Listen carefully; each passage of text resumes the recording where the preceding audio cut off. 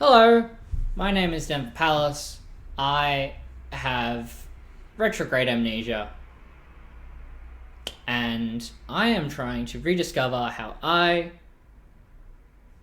interpret integrity. It is a core value of mine, but I have been trying to remember how I define it, or examples of what I call integrity. But what the fuck is it, right? Because the thing that I keep coming back to in my head is that what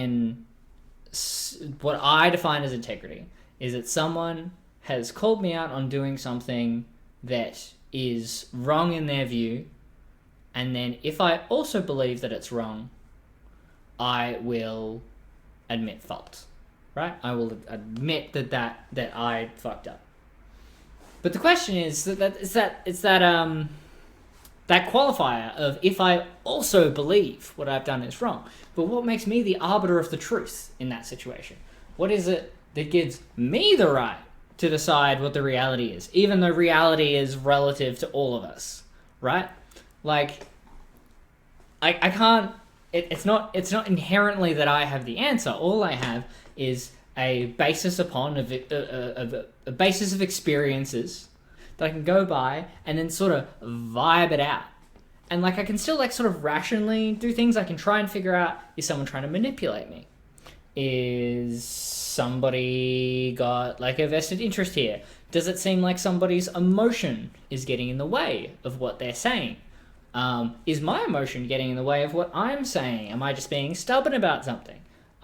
Is there a sunk cost fallacy going on? Blah, blah, blah, blah, blah.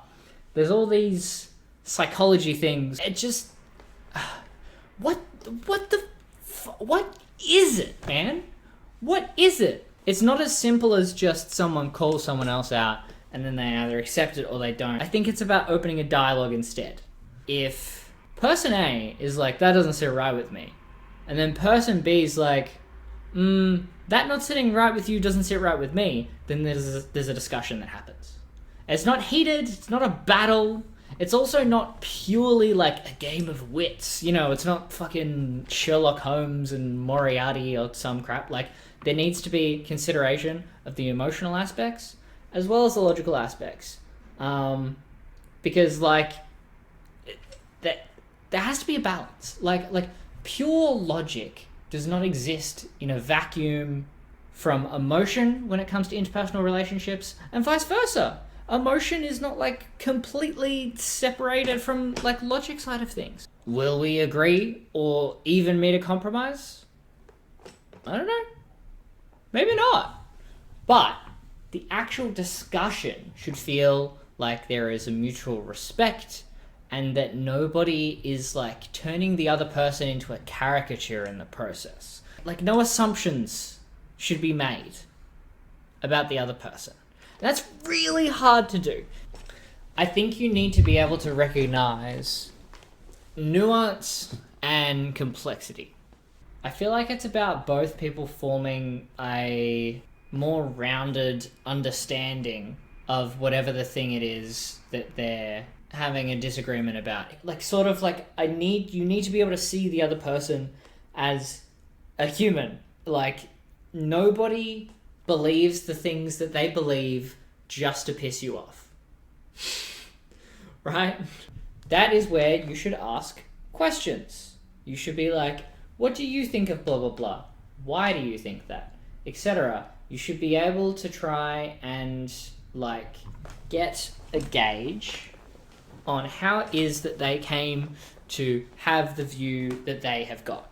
You disagreeing with someone does not necessarily mean that you're right or they're wrong. Right? This is where the complexity of life comes into play. You could both be right, but it's because of the fact that your values differ. You need to be self-reflecting and you need to be anti-manipulative. You need to be intentionally trying to recognize anything that might influence the way that the other person is going to be feeling and be nah, I'm not going to do that. I'm going to adjust my language so that it's neutral. Anyhow, I'm gonna cap it off there because it is now it's midnight.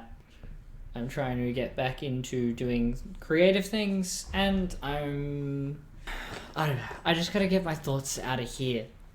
Hope that was insightful, or at the very least, interesting. Thank you. Oh, that was cringe. Fuck it. Fuck it. I'm gonna roll with that.